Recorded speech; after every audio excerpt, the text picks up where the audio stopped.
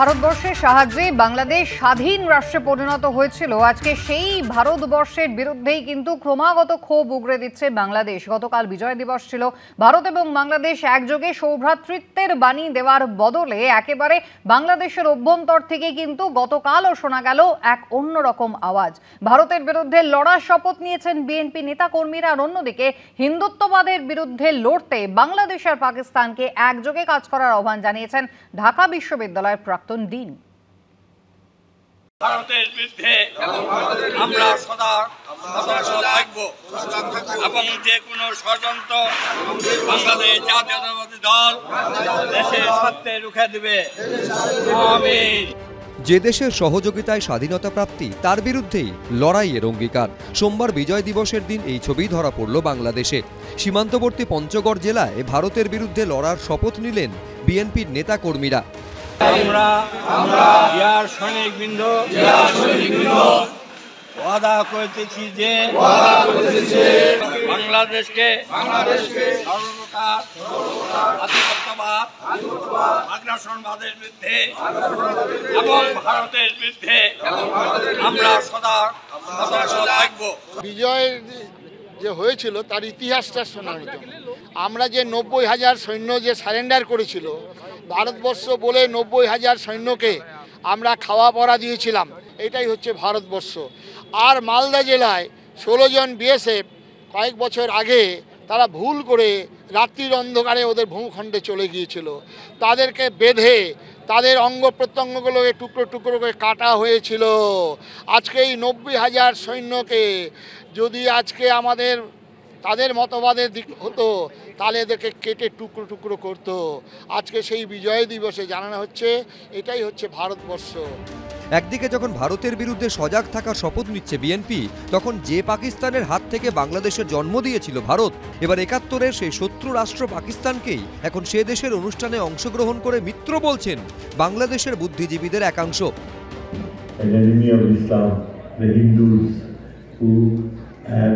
Constantly tried to reject the facts of history. It's a great honor and privilege for me to utter a few words to focus on the importance of brotherly relations between our two Muslim countries, Pakistan and Bangladesh.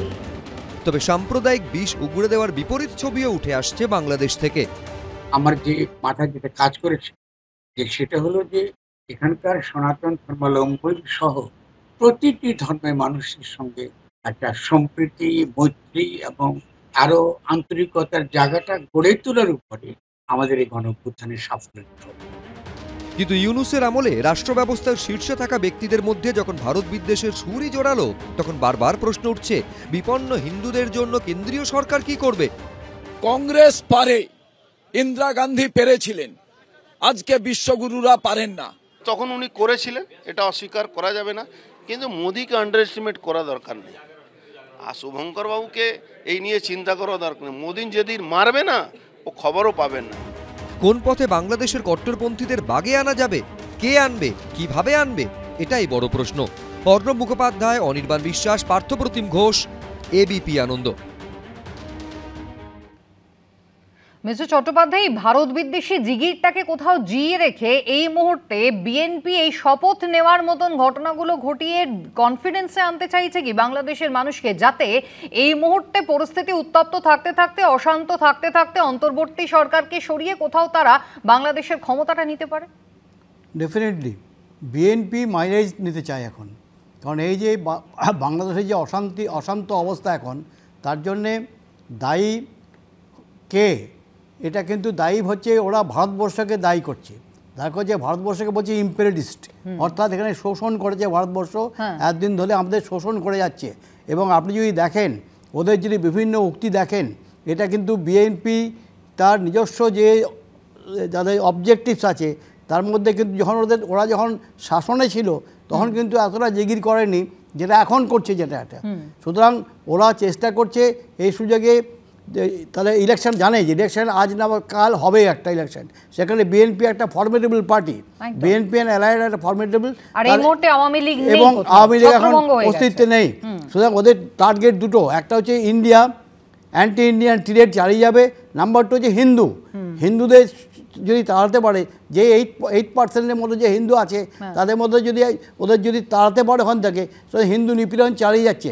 এবং হিন্দু যে সংস্থা আপনি দূরে দেখবেন, একটা হচ্ছে সনাতন হিন্দু সমাজ, যাতে আপনি ইসকনকে যেখানে আপনি দায়ী করছেন, এবং আমরা চেষ্টা করছি ইসকনকে কোনোভাবে ব্যান করার জন্যে। নাম্বার 2 হচ্ছে যে হিন্দু, বৌদ্ধ, খ্রিস্টান যে পরিষদ যেটা আছে, যেটা পরিষদ, ওরা কিন্তু এখন মাথা চালাতে উঠেছে। কারণ অত্যাচারের একটা সীমা আছে, অত্যাচারের সীমা যখনই শেষ হবে তখনই কিন্তু দেওয়ালে পিঠ থেকে গেছে এখন ওদের।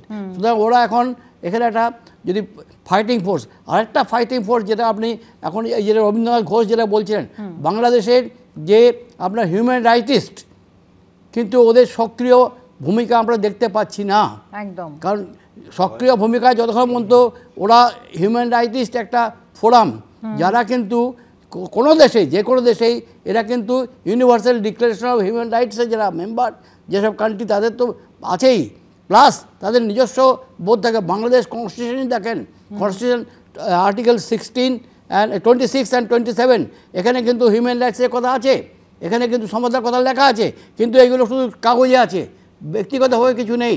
বাংলাদেশ এখন স্বৈরাচারী সংস্থা, এবং এর পিছনে মেন হচ্ছে যে বিএনপির হাত আছে বলে মনে করি না। বিএনপি এখন গাইডেড হচ্ছে মুসলিম ফান্ডামেন্টালিস্ট অর্গানাইজেশনসের থ্রু দিয়ে, একেবারেই তাই। এবং কোথাও তাকে মদত দিচ্ছেন মোহাম্মদ ইউনূস। তার কারণ হচ্ছে গতকাল বিজয় দিবসের অনুষ্ঠান হলো এবং সেখানে ভারতের নাম উল্লেখ করলেন না, কিন্তু বিদ্বেষ পুরোটাই উগরে দিয়েছেন তিনি। এখনো কিন্তু ইউরোপিয়ান ইউনিয়নে যাওয়ার জন্য যে ভিসা, সেই ভিসা অফিসগুলো যাতে দিল্লি থেকে সরানো হয়, সেই আর্জি কিন্তু তিনি আবারও গতকাল করেছেন, যদিও দেশের অভ্যন্তরে এখনো কিছু শুভবুদ্ধি সম্পন্ন মানুষ রয়ে গেছে।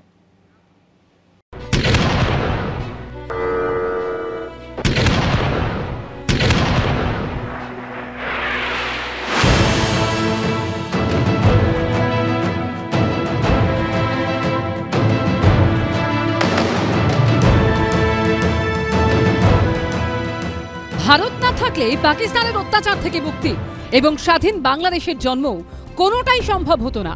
আজ থেকে 53 বছর আগে আজকের দিনই 1971 সালের 16ই ডিসেম্বর ভারতের কাছে আত্মসমর্পণ করেছিল পাকিস্তান। আনুষ্ঠানিকভাবে জন্ম নিয়েছিল স্বাধীন বাংলাদেশের। কিন্তু সোমবার বিজয় দিবস উপলক্ষে ঢাকায় আয়োজিত অনুষ্ঠানের ভাষণে বাংলাদেশের জন্মগ্রহণে ভারতের অবদানের কথা একটিবারের জন্য উল্লেখ করলেন না মোহাম্মদ ইউনূস। উল্টে নাম না করে তাঁর গলায় শোনা গেল ভারত বিদ্বেষের কথা। কয়েকদিন আগে ইউরোপীয় ইউনিয়নের 19 জন রাষ্ট্রদূতের সঙ্গে আমার বৈঠক হয়েছে। এই দেশগুলোর বেশিরভাগ দূতাবাস দিল্লিতে। বাংলাদেশের বিরুদ্ধে অপপ্রচার এবং ভুল তথ্য প্রচারের বিষয়েও আমি ইউরোপীয় ইউনিয়নের কূটনীতিকদের জানিয়েছি। ইউরোপীয় দেশগুলোর মধ্যে যাদের ভিসা অফিস নয়াদিল্লিতে আছে, তাদেরকে ঢাকা বা অন্য কোনো প্রতিবেশী দেশে ভিসা অফিস নিয়ে আসার জন্য আমি অনুরোধ করেছি। এটা বৃহত্তর জনগোষ্ঠীর কথা না, এটা কেন বৃহত্তর জনগোষ্ঠীর ফিলিংস ভারতের প্রতি অত্যন্ত বন্ধুসুলভ, যেহেতু ভারতের কাছে আমরা কৃতজ্ঞ। ইউনূস ঢাকায় বসে ইতিহাস পড়ানোর চেষ্টা করলেন, কিন্তু কলকাতায় ফোর্ট উইলিয়ামে আয়োজিত অনুষ্ঠানে বাংলাদেশের মুক্তিযোদ্ধারাই তুলে ধরলেন মুক্তিযুদ্ধে ভারতের অবদানের কথা। যেহেতু আমাদের মুক্তিযুদ্ধে তারা আমাদের সাহায্য করেছে, তাদের সহযোগিতায় আমি একজন মুক্তিযুদ্ধ ছিলাম, ভারত সেনাবাহিনীর সাথেও আমি বিভিন্ন সময়ে ছিলাম বিভিন্ন অপারেশনে, এবং আমরা তাদের প্রতি কৃতজ্ঞ, এবং তাদের সাথে আমাদের যে ভ্রাতৃত্ব বন্ধন সেটা অটুট থাকবে, এটা আমি বিশ্বাস করি। 1971 সালে যুদ্ধে সক্রিয়ভাবে অংশ নিয়েছিলেন প্রাক্তন সেনাপ্রধান শঙ্কর রায়চৌধুরী। আজকের বাংলাদেশে কট্টরপন্থীদের রমরমায় তিনিও হতবাক। মৌলবাদ বাড়ছে, আগে আমরা অন্তত দেখিনি, মুক্তিবাহিনীতে ছিলাম, মুক্তিযোদ্ধারা কিন্তু বেশিরভাগ মুসলমান ছিল, but we had a sprinkling of Hindus, but this feeling was not there. বাকি আমরা বলতাম তোমাদের নিজেদের ব্যাপার, তোমরা I am not concern, we are not concern with it. পাকিস্তানকে ড্যামেজ করতে পারি, that's what we are concern with, বাকি তোমাদের নিজেদের ব্যাপার। 1971 সালে মুক্তিযুদ্ধ হয়েছিল, পাকিস্তানের 93,000 সেনা ভারতের হাতে বন্দী হয়েছিল, স্বাধীন বাংলাদেশ জন্মগ্রহণ করেছিল। মোহাম্মদ ইউনূস কেন কেউ চেষ্টা করেই এই ইতিহাস মুছতে পারবেন না। আবির দত্ত ও ব্রতদীপ ভট্টাচার্য রিপোর্ট, এবিপি আনন্দ। সুমিতদা, শান্তিতে নোবেল পুরস্কার পেয়েছিলেন যিনি, তিনি বোধহয় সৌভ্রাতৃত্বই বলুন আর সার্বভৌমত্বই বলুন বা ধর্মনিরপেক্ষতাই বলুন, এই শব্দগুলোই বিশ্বাসী নন। আমরা জানি যে হিংসার অপোজিট শব্দ হচ্ছে শান্তি। তিনি শান্তিতে নোবেল পুরস্কার পেলেন এবং প্রগতিশীল মানুষ হয়ে আজকে যেভাবে একটা বিভাজনের রাজনীতি নিয়ে ব্যস্ত হয়ে উঠেছে, উনি কিন্তু রাজধর্ম পালনে ব্যর্থ।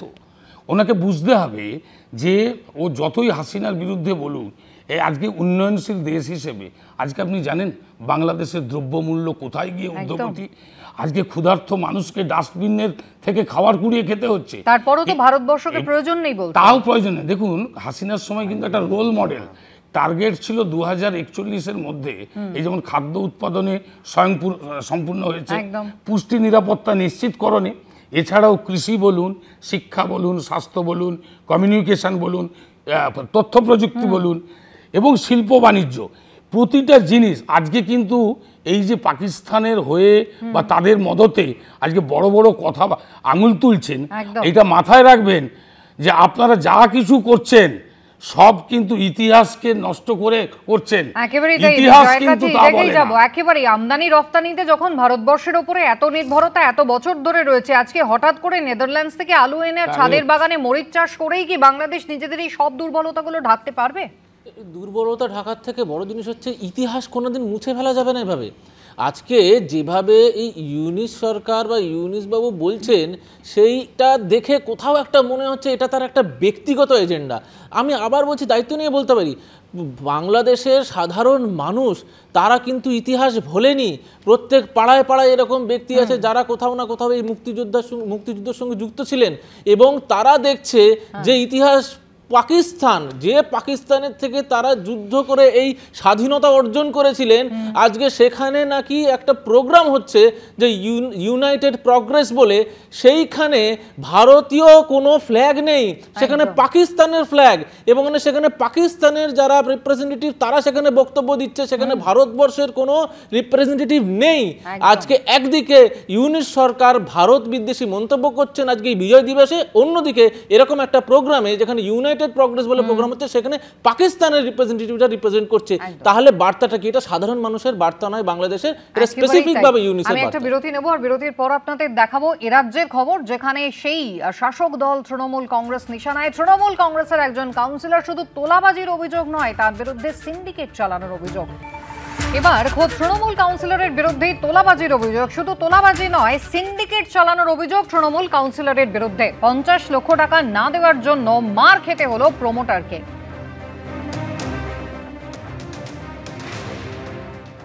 তুই কি মাল ঢুকেছে ওর মধ্যে? আর না তো শিওর? হ্যাঁ। কি হ্যাঁ? না মাল ঢোকেনি।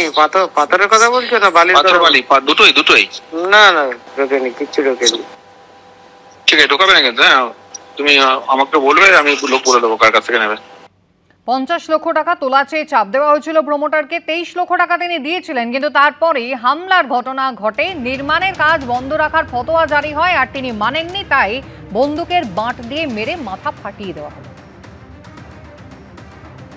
এটা সমরেশ চক্রবর্তী বলছে, ঠিক আছে? সমরেশ চক্রবর্তী 9 নম্বর ওয়ার্ডের কাউন্সিলর, বিধাননগর মিউনিসিপাল কর্পোরেশন।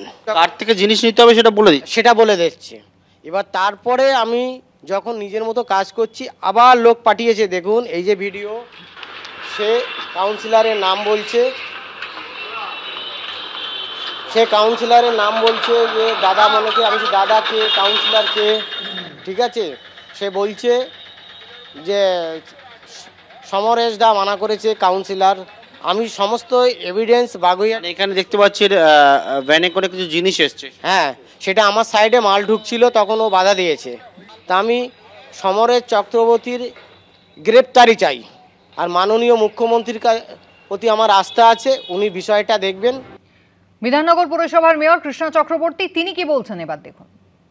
অভিযোগ আসতেই পারে, অভিযোগ সত্যতা কতটা আছে তা আমি এখানে বসে বলতে পারবো না। অভিযোগ এলেই যে সে দোষী সেটাও প্রমাণ হয় না। সমরেশকে আমি কাউন্সিলর হিসেবে চিনি এবং সে খুব মার্জিত। কোথায় কি হয়েছে সেটা তো আমার পক্ষে বলা সম্ভব না। আমার দল আমার সরকার, আমাদের সরকার যেখানে দেখবে কোনো অন্যায় যদি প্রমাণিত হয় তার জন্য যথাযথ ব্যবস্থা হবে। সুমিতদা, কোথাও যেন সেই ফিরহাদ হাকিমের বক্তব্যের প্রতিধ্বনি। ফিরহাদ হাকিম গার্ডেন রিচে বাড়ি ভেঙে গেল, মানুষের মৃত্যুর ঘটনা ঘটলো, তিনি গিয়ে স্থানীয় তৃণমূল কাউন্সিলরের পাশে দাঁড়ালেন, বললেন ভালো ছেলে বলেই জানেন। আজ কৃষ্ণা চক্রবর্তী তিনিও একই কথা বলছেন, ইনি নাকি ভালো ছেলে, যে ভালো ছেলের খোঁজ কিন্তু পুলিশ পাচ্ছে না। দেখুন কুসুমিতা, এটা ঠিকই, আপনি জানেন যে মমতা বন্দ্যোপাধ্যায়ের প্রশাসন অত্যন্ত জিরো টলারেন্সে বিশ্বাস করেন, সে যদি দলেরও হয়। আপনি শম্ভুনাথ কাউরকেও চেনেন, খবর করেছিলেন, আরাবুলকেও চেনেন, এবং আপনি জানেন একটা মহিলাকে হুমকি দেওয়াতে অখিলগিরির মন্ত্রিত্ব কেড়ে নিয়েছে, এর নাম তৃণমূল কংগ্রেস। মনে রাখবেন, প্রশাসন যা অভিযোগ এসেছে তার শৃঙ্খলা কমিটিও তৈরি করতে হয়েছে, সেটাও বলুন। দল যত বড় হবে না, এই যে আজকে অভিযোগ যাই আসছে, যদি সত্যতা থাকে নিশ্চয়ই প্রশাসন দেখবে, প্রশাসন তার আইন অনুযায়ী যা ব্যবস্থা নেবে, সেটা তৃণমূল হোক বা অন্য কেউ হোক। এই ব্যাপারটা তৃণমূল এখন অভিযোগটা পুলিশ নেবে তো আবার সেই নেবে, এটা হচ্ছে বাংলার পুলিশ, এই পুলিশই তো দেখছেন না কত কাজ। বাংলার পুলিশ বলেই তো চিন্তা যে মিঠুন চক্রবর্তীর বিরুদ্ধে অভিযোগ দায়ের হয়, কিন্তু ফিরহাদ হাকিমের বিরুদ্ধে ধরেছে যে পুলিশ, সেটা সিবিআই 4 মাসও আর পারছে না। এটাও বলুন, এটা পশ্চিমবঙ্গে সম্ভব না। আমরা একটা ইমপ্র্যাকটিক্যাল বিষয় নিয়ে আলোচনা করছি। যে জিনিসটা নিয়ে প্রশ্নটা তুললেন সেটা হচ্ছে যে কলকাতার বুকে একটা দোকান, একটা বাড়ি আপনি তুলতে পারবেন না উইদাউট গিভিং ঘুষ, উইদাউট তোলাবাজি। আপনাকে তোলা আগে দিতে হবে, আপনাকে কাটমানি দিতে হবে লোকাল কাউন্সিলরকে, নেতাকে, তারপরে আপনি আপনার ইট নিয়ে আসতে পারবেন, বালি নিয়ে আসতে পারবেন, স্টিচ নিয়ে আসতে পারবেন, সেটা প্রমোটার হোক বা কোনো ইন্ডিভিজুয়াল ব্যক্তি হোক। আর সেই টাকার পুরো সোর্সটা আমি দায়িত্ব নিয়ে বলছি, দীর্ঘদিন ধরে রাখা যাবে আধিপত্য।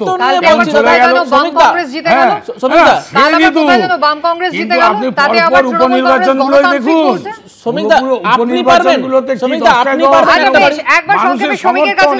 কিছুদিন আগেই আমরা একটা ভিডিও দেখিয়েছিলাম, একজন তৃণমূল কাউন্সিলর, মহিলা তৃণমূল কাউন্সিলর, তিনি বলছেন অন্যকে দিতে হলে এত টাকা কাটমানি দিতে হয়, আমাকে একটু কম করেই দেবেন। তিনি একেবারে দরাদরি করছেন। তৃণমূল কংগ্রেস যতই শৃঙ্খলা রক্ষা কমিটি মমতা বন্দ্যোপাধ্যায় তৈরি করুন না কেন, এই কালচারটা থেকে কি বেরোতে পারবে?